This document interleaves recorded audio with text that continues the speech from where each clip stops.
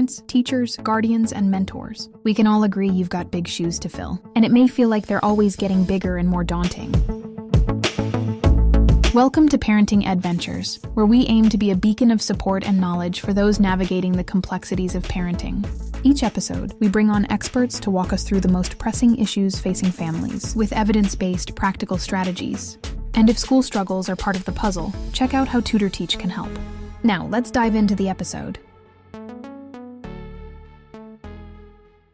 Have you ever wondered how to help your child better understand their emotions, or why emotional intelligence is just as important as academic skills? I'm your host, Lara, and today we're joined by an incredible guest, Shalini Samtani. Shalini is the co-founder of the Spread the Joy Foundation, an initiative born from a deeply personal experience when her youngest child faced a lengthy hospital stay. While her background spans law, her heart lies in one mission: bringing joy and emotional support to children through play. In this episode, we dive into Shalini's inspiring journey and explore how her three ventures, Open the Joy, Inner Joy Ed, and Spread the Joy Foundation, work together to nurture emotional well-being in children across North America. We'll talk about why play is one of the most powerful tools for helping kids process big feelings, what emotional intelligence really looks like in young children, and how it can shape their long-term growth. Plus, you'll hear Shalini's practical advice for how parents can foster emotional development at home, especially in those everyday in-between moments. If you're looking for simple, meaningful ways to build your child's emotional toolkit, this episode is packed with insight, encouragement, and joy.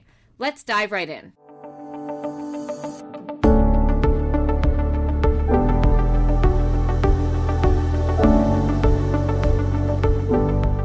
Welcome to the podcast. We're so happy to have you here. Thank you for taking the time to chat with us. To start, I'd love to hear a bit about your personal story and what inspired your mission to help children build emotional intelligence through play. Well, thank you so much for having me, Laura. I am so happy to be here.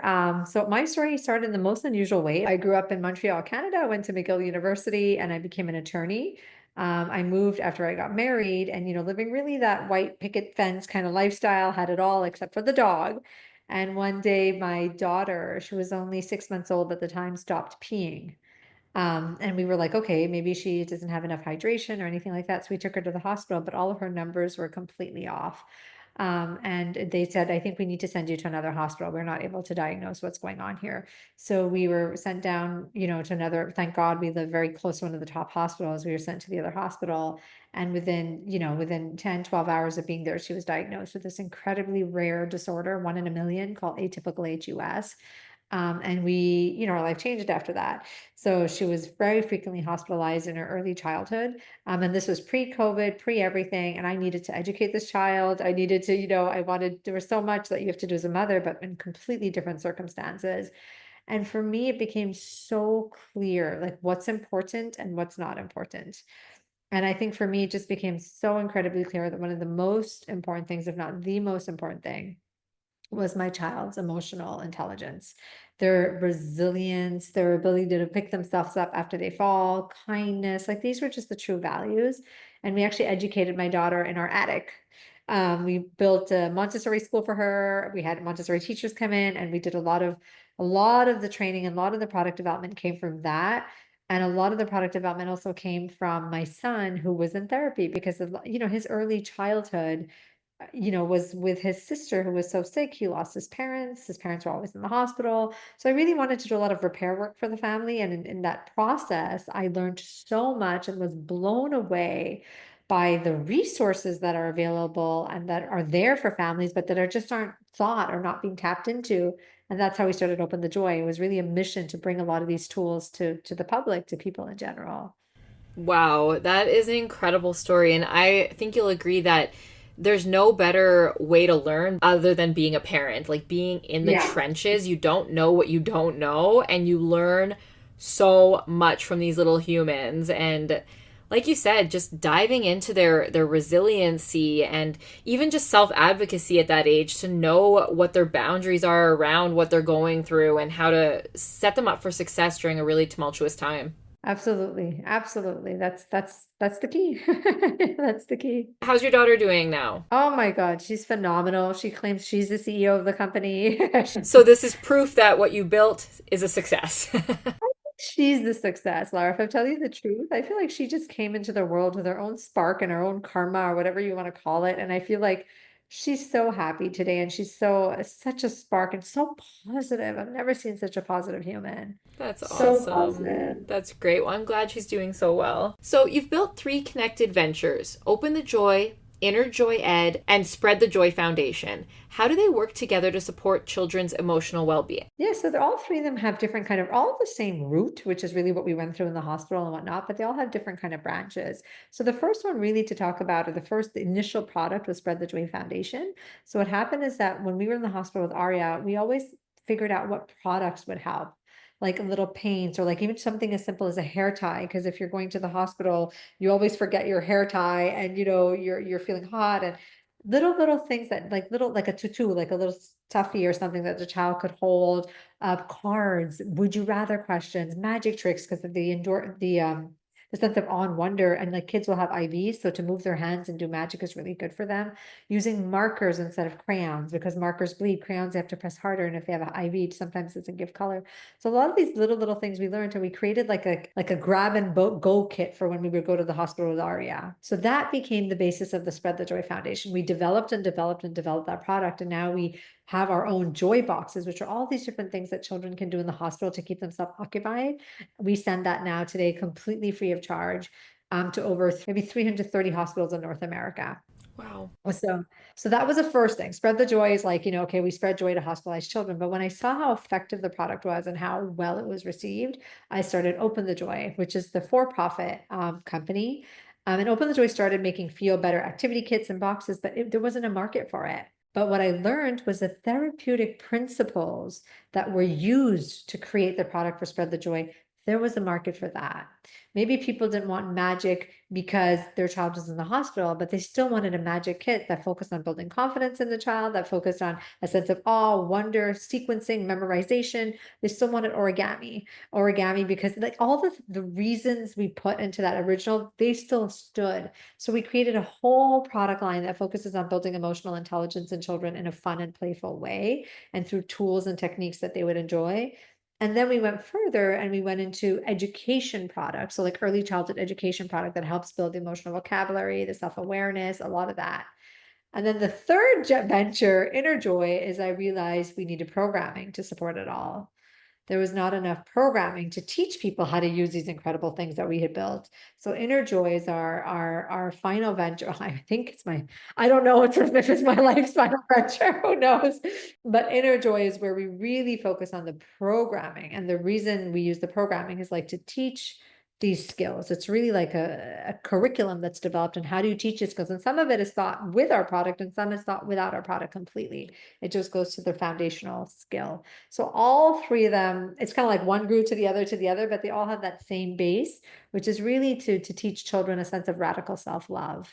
Which is in today's world just so paramount because kids seem to be growing up a lot faster. I don't know, when I look back at my childhood, I don't even know if I can admit how late I played with dolls and Barbies, but I'm finding that that's withering away a little bit. It's not as prominent in young minds, and so finding their inner joy and being a little bit more mindful and things like that. I mean, we need that. Absolutely. Absolutely. Why is play such a powerful tool for helping kids understand and process their emotions? I think it's such a good gateway. You understand? I think it's such a good way, because the thing about emotions is that when you feel them, you're already feeling them. Like it's very difficult to stop or to try to analyze as you're feeling it. But when you use play, and especially when you use pretend play, the physiological kind of features, the physiological reactions of your body when you pretend to be angry versus when you're angry are the same.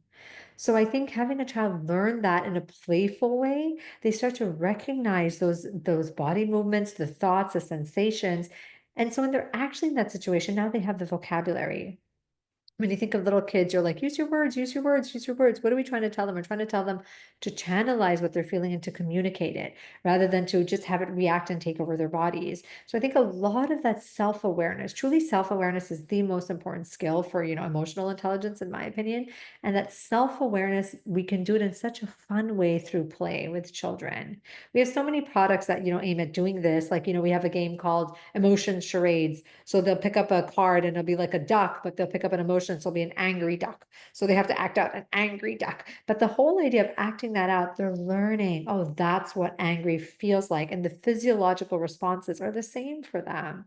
So that's why I think play is such a powerful tool to build that self-awareness and to build the vocabulary for young children, especially. And it sounds like it's a more proactive approach so that when those emotions do surface, they already know, like you said, know how to identify them. Absolutely. That's the whole point, is that you give them the vocabulary and the identification tools. So, how early do you start implementing these approaches with young kids? Yeah, so our products start from like early as 18 months for early childhood education centers. Like we have blocks that have like the character names on it. And a lot of it is like, when they're learning their other manipulative skills or they're learning their stacking skills, what we do is we take those concepts, but we infuse the emotional vocabulary into it.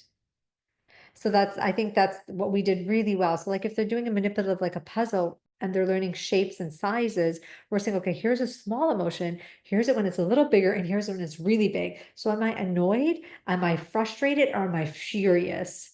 So the children are learning that from a very young age. And it's so, when you think about like learning your ABCs, your one, two, threes, we need to learn our emotional vocabulary also. Like in my opinion, that's a fundamental skill that needs to be taught alongside these other skills. So very young, we start 18 months is like our youngest products. We're just building the vocabulary. And then you build and build and build and build on those skills. Just like you learn 1+1, then you learn 1 times 1. It's kind of like that. What does emotional intelligence actually look like in young children, and why does it matter to their long term growth? I'm going to tell you a really interesting study that was done, and I think it'll answer your question. Have you ever heard of the marshmallow experiment? I have not. This Harvard study, they put a marshmallow in front of a child and they said, you can eat that marshmallow now, but if you wait, you'll get 2 marshmallows.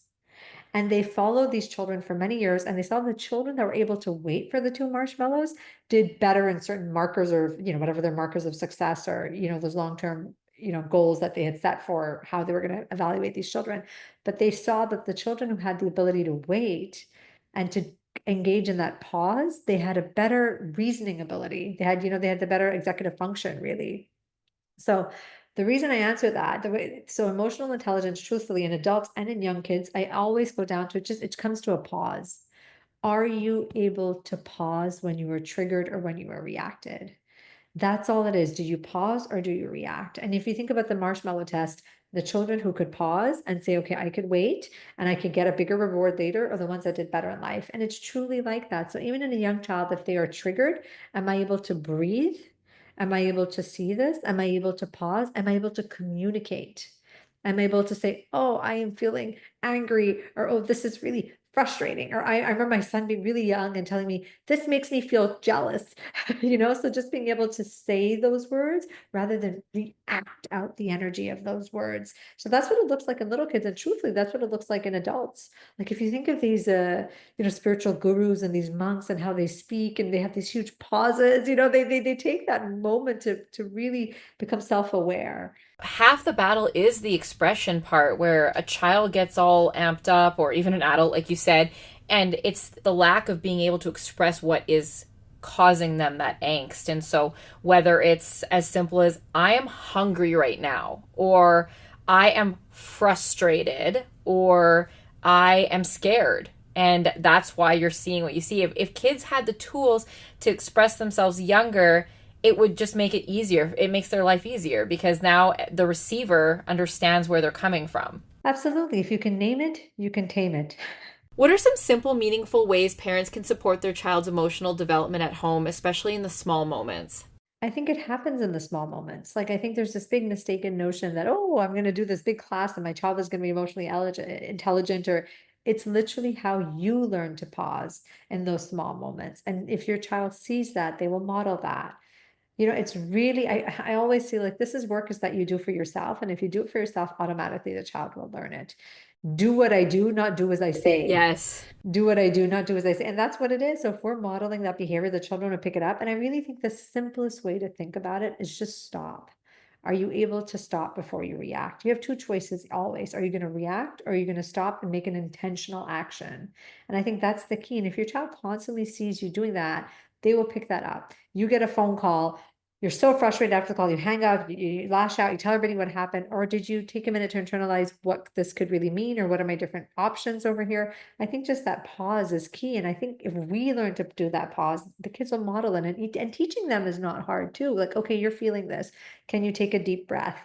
Breath is really like the physiological way to pause. You literally reset your entire nervous system through just a deep breath. Like, can you just teach the child to take a deep breath when they're feeling what they're feeling? And can you model that you take a deep breath when you feel what you're feeling? Like for me, I know when I need a minute, I take my space. I always say I need to take my space, and I'll go and just take a minute, and then I come out and I'm refreshed. And I've noticed that especially my two oldest, they'll do the same thing where they go, you know what? I just need to take my space. And I respect that, it's good that they're recognizing that something's boiling over and it's time to eject for a minute.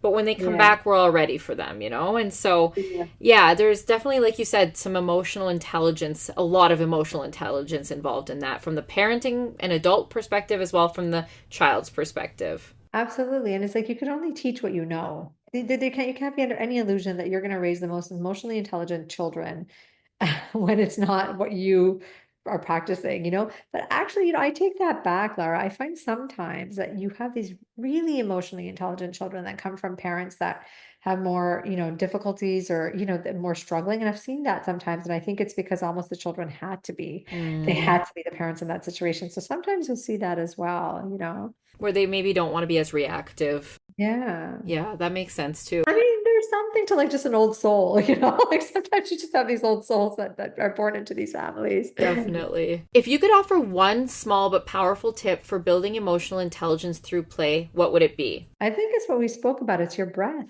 I think it's really, really just learning to take a deep breath. And we could, the hand is one of the simplest ones, because everybody's got a hand. It's always with you, but you teach the child to breathe in as you go up, breathe out as you go down. Breathe in as they go up a finger, and breathe out as you go down. I think any breath work you can try. There's triangle breathing where you pretend it's a triangle, or square breathing, and anybody could just Google that after, what is triangle breathing or what is square breathing. I think any type of breath work that you can incorporate with your child is going to be probably the skill for life. Like a skill, it's not just a skill that they will take now, but it is a skill for life. We use in college and university when their kids are born, like always. It's just a skill that you take with you forever. So I think if you were to teach yourself and your child one thing, it's just very simple breath work. And there's so much science behind it, Lara, like what breath work does. There's so much self-regulation that happens with breath work. Yeah, it's actually truly amazing to see a young child take that time to breathe. I know my 3-year-old, he kind of takes his hands and we open them like a ball because he's thinking of his breathing ball. And so we'll do it together, and and sometimes he asks me to cup his hands. It's really a little bit of an emotional connection moment for us because we're doing it together, and he can decide how quick he opens and closes his hands.